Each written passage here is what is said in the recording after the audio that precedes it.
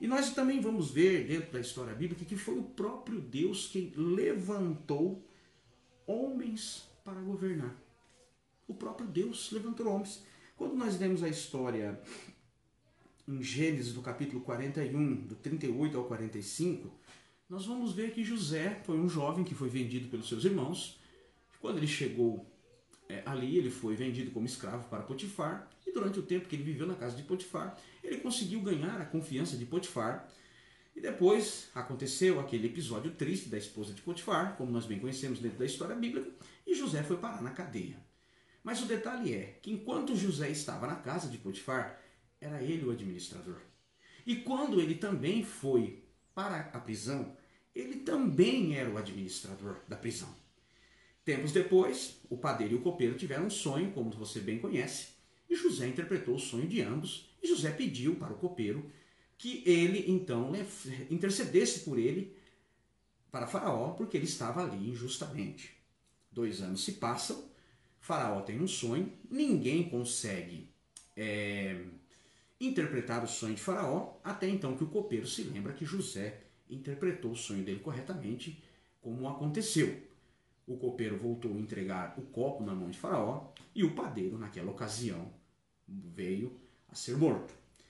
E então o copeiro disse: olha, eu tenho um rapaz na prisão que pode interpretar o sonho do Senhor.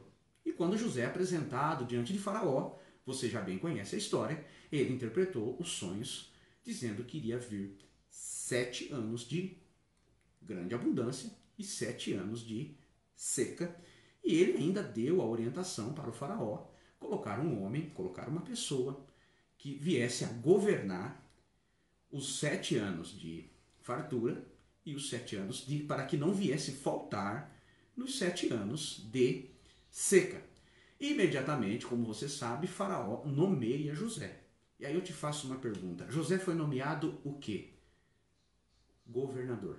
Até então no Egito não existia essa posição, mas naquele dia passou a existir. E a pergunta é, quem foi que preparou José para que ele pudesse então estar sendo ali um homem que estaria no governo do Egito? Foi o próprio Deus. Como também nós vamos ver também que Deus também levantou Daniel para ser um homem que iria participar, sim, da política da Babilônia. Daniel foi um grande homem, foi o homem que esteve ali em 2 reinados, no reinado da Babilônia e no reinado Medo-Persa. E Daniel, no reinado Medo-Persa, no episódio em que ele foi jogado na cova dos leões, que você bem conhece o texto, ele era um dos 3 principais homens da Babilônia, do governo, melhor dizendo, da Pérsia, onde havia 120 governadores, e acima desses 120 governadores existia 3 pessoas que eram chamadas de príncipes, e Daniel era o que se destacava entre eles. E Daniel era o quê? Ele era um político, ele era um homem que estava ali, que Deus havia colocado ali, na política do Império Babilônico e do Império Medo-Persa. E também a Bíblia vai falar da rainha Esther, que teve um papel político muito interessante, às vezes pouco comentado e visto por esse lado, quando os judeus que estavam cativos também ali na Pérsia foram perseguidos por aquele homem chamado Ramã.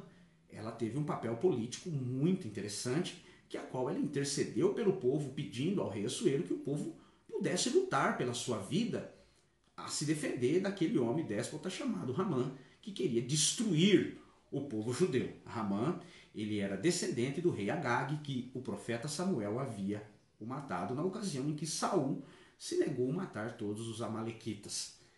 Então são homens e mulheres, como nós vemos, que o próprio Deus levantou para estar desempenhando o papel dentro da política.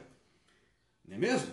Então nós vamos ver também dentro da história contemporânea, ali no ano de mais ou menos no ano de 1500, John Wesley. Mas todos nós conhecemos John Wesley pelos seus livros teológicos que foram escritos por ele. Mas John Wesley foi um homem que liderou o fim do tráfico de escravos para a Inglaterra.